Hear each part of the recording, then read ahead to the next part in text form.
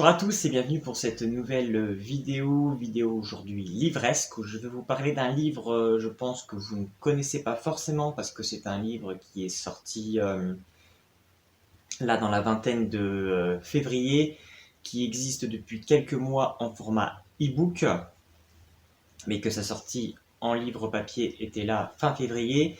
Et en fait, j'ai eu la chance d'être contacté par l'auteur qui a vu mon travail de chronique de livre et qui m'a proposé si j'étais intéressé pour lire son livre. Et donc ça fait toujours extrêmement plaisir quand on tombe sur quelqu'un qui a quand même pris du temps pour voir ce qu'on faisait et qui nous donne l'opportunité de découvrir son œuvre et d'en faire également une critique. C'est donc la deuxième fois que ça m'arrive et j'avoue que je suis extrêmement content parce que ça fait toujours extrêmement plaisir. Donc il s'agit de Sous le signe de l'infini de C.C. Robin. Et donc il s'agit d'un premier tome, j'imagine qu'il y aura plusieurs tomes. Le premier tome c'est Par la magie.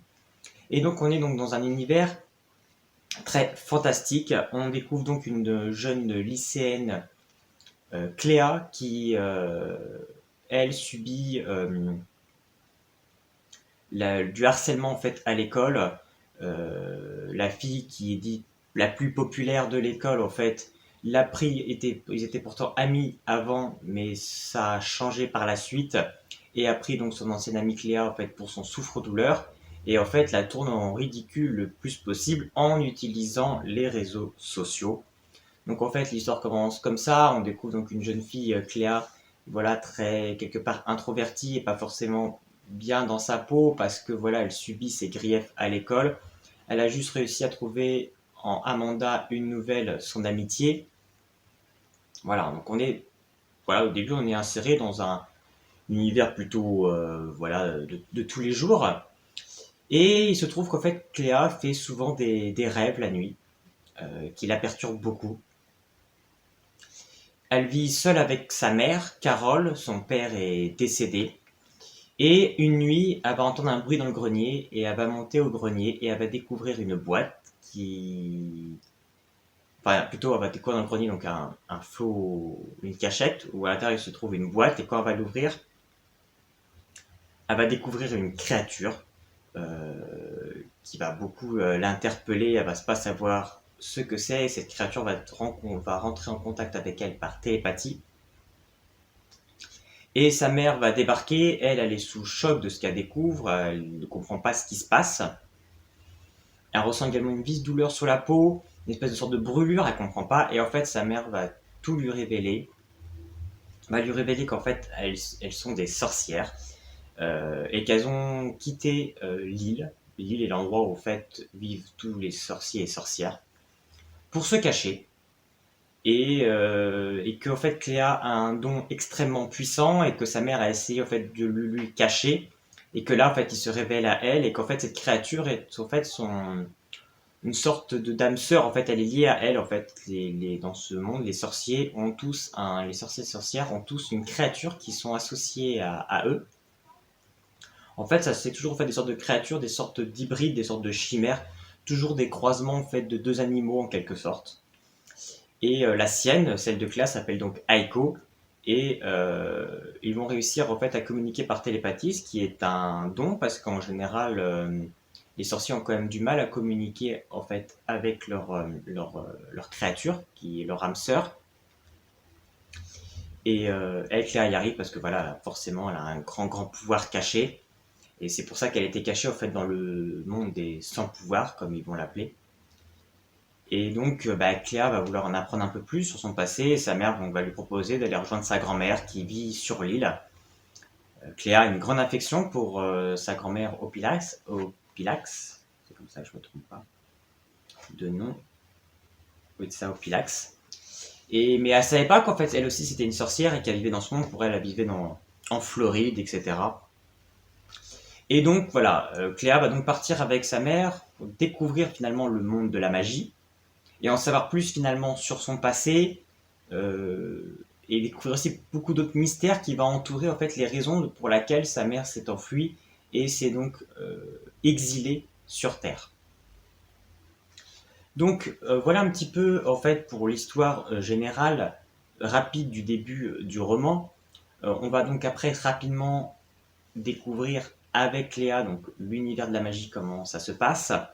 On va découvrir un monde qui utilise aussi beaucoup la technologie humaine mais améliorée avec de la magie. Elle va donc découvrir tout le passé qui entoure son père, tout le passé qui entoure Mantaya, qui est une méchante sorcière qui veut en fait quelque part dominer tous les mondes, que ce soit le monde des sorciers ou le monde des sans-pouvoir. Voilà, elle est dans le monde des non-lois, parce qu'en fait, elle ne respecte aucune loi, et en fait, elle essaie d'engrener le maximum de sorciers et de sorcières à sa cause. Donc là, elle est projetée en fait dans ce monde des sorciers sur cette île qui est en fait en plein conflit avec la montée en fait de Monteia qui recrute de plus en plus de jeunes dans l'école. Euh, Cléa va donc arriver donc, dans l'école de magie pour y apprendre la magie, développer ses pouvoirs. Elle va donc rencontrer des professeurs. Elle va donc se lier d'amitié avec Calvin, également avec Archie qui était en fait qui est l'enfant de parents qui étaient très proches de ses parents elle aussi, et donc il est un peu obligé en fait de devenir un petit peu son guide dans ce nouveau monde. Au début il va y avoir une sorte de relation un petit peu conflictuelle entre les deux, de snobage, et finalement ils vont réussir à s'apprivoiser. Donc voilà, elle va se faire de nouveaux contacts, de nouveaux amis, et voilà, elle va découvrir plus sur elle, plus sur son père, plus sur sa famille, plus sur le passé, plus sur ce nouveau monde, et tout ça va l'enrichir et va la développer, et bien évidemment, elle ne retournera pas finalement sur Terre. Donc voilà en fait pour le schéma global en fait de l'histoire. Voilà, comme vous pouvez le voir, on est vraiment sur une idée vraiment très fantastique. On sent quelques inspirations de grandes sagas littéraires. On sent évidemment de grandes inspirations à la Harry Potter pour tout ce qui peut être au niveau de la magie. Montoya peut quelque part faire penser un petit peu au côté Voldemort. Euh, L'école de magie, comme j'ai dit. Après, le côté avec cette espèce de créature qu'ils ont tous ces sorciers ont une créature qui est associée à eux, et que si la créature meurt, il meurt également. Les blessures que l'un et l'autre reçoit, l'autre le reçoit également. On a en fait cette petite inspiration aussi des démons de la Croisée des Mondes. Donc on sent beaucoup d'inspiration de beaucoup de grandes sagas littéraires fantastiques. J'en ai sûrement raté d'autres. Donc on pourrait partir, c'est vrai, sur l'idée que voilà, c'est pas une copie, mais voilà, ça va vouloir s'inspirer de beaucoup de choses. Mais l'auteur a voulu aller un petit peu plus loin que tout ça. Parce que voilà, le roman est extrêmement bien écrit. On est pris dans l'histoire, on est intéressé par les personnages, on a envie de savoir finalement le passé de tout ça, en fait, savoir pourquoi on en est venu là, les motivations des uns et des autres. On a pas mal de secrets, on a pas mal de personnages qu'on ne sait pas trop finalement qui est gentil, qui est méchant. Donc voilà, tout ça c'est très très intéressant, c'est très bien amené. Et au-delà de tout ça, l'auteur a voulu aussi beaucoup mettre au fait de problèmes sociaux d'aujourd'hui à travers son récit, au fait, pour en sensibiliser les lecteurs. Donc on a vraiment une très grande partie en fait sur tout ce qui va être addiction en fait aux réseaux sociaux. On a quelques scènes où voilà où certaines personnes vont parler à d'autres personnes et en fait les magiciens vont être sur leur sorte de téléphone, voilà, donc eux ils ont des téléphones un peu particuliers, holographiques, etc., dû à la magie. En fait, ils ont amélioré toute la technologie humaine grâce à la magie. Et en fait, ils sont complètement omnubilés par ça, ils n'écoutent pas ce qui se passe autour. Donc voilà, elle a voulu en fait montrer à travers cet exemple-là, mais à travers d'autres exemples, en fait, l'addiction et les dangers qu'il peut y avoir autour des réseaux sociaux. Et encore que je pense qu'on peut aller encore plus loin là-dedans, mais bon, ce n'est qu'un premier tome, donc je pense qu'elle développera encore plus le concept par la suite. Elle développe aussi tout un concept, donc, comme j'ai pu le dire au début du bouquin, sur l'harcèlement à l'école, tout ce phénomène de popularité, aussi engrené bien évidemment, là c'est là que c'est bien développé, à cause des réseaux sociaux qui amplifient en fait le phénomène où en fait aujourd'hui tout le monde sait tout, on peut vraiment lyncher quelqu'un en direct sur internet, c'est beaucoup plus facile. Donc tout ça est très bien mis en avant. J'avoue que moi personnellement c'est quelque chose qui m'a un peu rebuté, dans le sens où en fait j'ai pas été confronté à tout ça et j'en suis pas forcément été victime, donc j'ai moins et je trouve toujours ça un petit peu caricatural en fait de le côté populaire, la fille la plus populaire de l'école, le garçon le plus populaire, très caricatural, toujours très un petit peu comme dans les séries américaines teenage. J'ai toujours un petit peu mal avec ça, mais néanmoins c'est mis en place, on sait le message que ça veut véhiculer. Moi, ce qui m'a dérangé en fait en soi, c'était parce que c'était au début du bouquin et je me suis dit si ça part là-dedans, ça va pas forcément me plaire. Et donc après, voilà, ça dure qu'un ou deux chapitres. Et après, on part vraiment dans l'histoire fantastique, etc. Et là, après, on est pris dans toute l'histoire fantastique et tous les éléments qu'elle incorpore, parce qu'il y a quand même, même si je dis qu'il y a des inspirations et des copies de grandes sagas littéraires, il y a aussi beaucoup de choses importées par elle qui sont vraiment très intéressantes. Voilà, tout le concept de l'île avec les magiciens qui sont à l'intérieur, le concept de magie qu'elle va développer, le livre familial, générationnel, recueil de tous les sorts de magie, j'ai trouvé ça très intéressant aussi. Donc voilà, il y a aussi beaucoup de bonnes idées. Donc c'est vraiment un cocktail vraiment réussi en fait un pêle-mêle, un cocktail de tout ce qu'on peut trouver de bon dans le fantastique, réuni dans ce livre. Et pour un premier tome, moi j'ai trouvé ça très intéressant.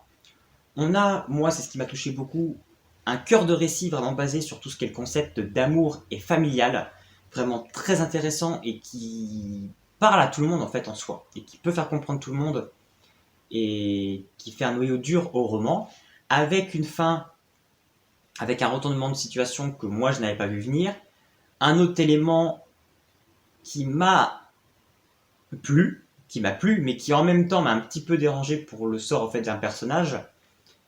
Mais après en avoir parlé avec l'auteur, visiblement il y aura un élément sur le tome 2 qui va pouvoir renforcer cet événement et le rendre plus... j'ai pas envie de spoiler en fait cet événement, mais le rendre plus intéressant et plus crédible en fait, en donner plus sens. Donc ça je trouve ça intéressant. Et de vue de ce que j'ai parlé avec l'auteur, voilà, il y a d'autres secrets qui vont se révéler. Et voilà, les personnages vont prendre beaucoup plus de profondeur, beaucoup plus de dimension. Donc voilà, on est sur un premier tome de fantastique très bien réussi. Si vous avez aimé des sagas comme Harry Potter, n'hésitez pas à vous lancer dans Sous le signe de l'infini parce que il réunit tous les éléments qui pourraient vous plaire. Et c'est très bien écrit, c'est crédible, tout fonctionne. Donc honnêtement, n'hésitez pas à lire ce livre parce que c'est vraiment une très très belle réussite. Moi j'ai été content d'être contacté par l'auteur pour pouvoir avoir la chance de lire ce livre parce que je suis sûr que je n'aurais pas eu l'envie ou l'occasion de lire ce livre parce que je pense pas que... Je suis pas forcément fantastique. Moi je suis beaucoup plus post-apocalypse dans ce style-là ou des univers fantastiques mais plus urbains. Donc là, c'est vrai que des thèmes plus magiques, etc., sorcières, c'est pas forcément ce que j'affectionne le plus. Et là, voilà, moi j'ai passé un très très bon moment de lecture. J'ai apprécié ma lecture. J'étais pris dedans, j'avais envie de savoir la suite. C'est quand même très dense, il est assez long, c'est quand même écrit bien. Donc non, non, c'est un très bon moment de lecture que je vous conseille fortement. Normalement, en parallèle, je vais vous donner une interview de l'auteur. Et donc, si je vous ai donné envie de lire ce livre ou si vous l'avez déjà lu, n'hésitez pas à me laisser un petit commentaire. Et puis sinon, on se retrouve bientôt pour une prochaine vidéo. À